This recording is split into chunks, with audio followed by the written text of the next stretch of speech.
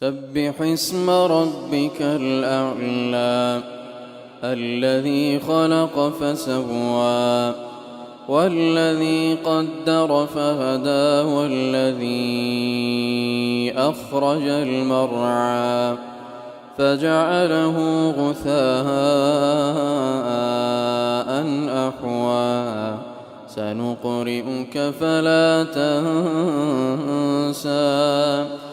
سنقرئك فلا تنسى إلا ما شاء الله إنه يعلم الجهر وما يخفى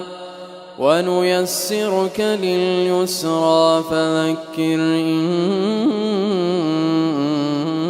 نفعت الذكرى سيذكر من يخشى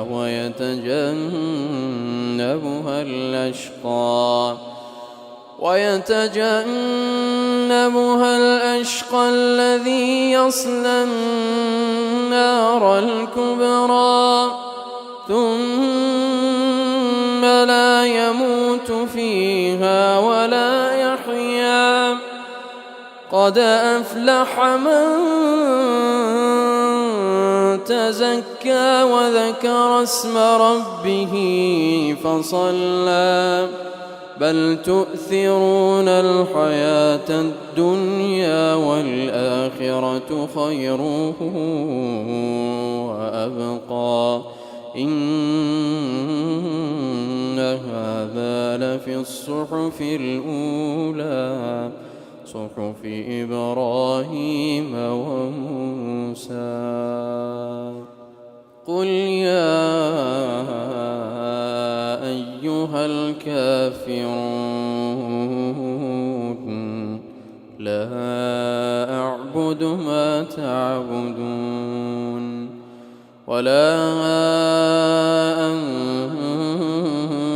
أنتم عابدون ما أعبد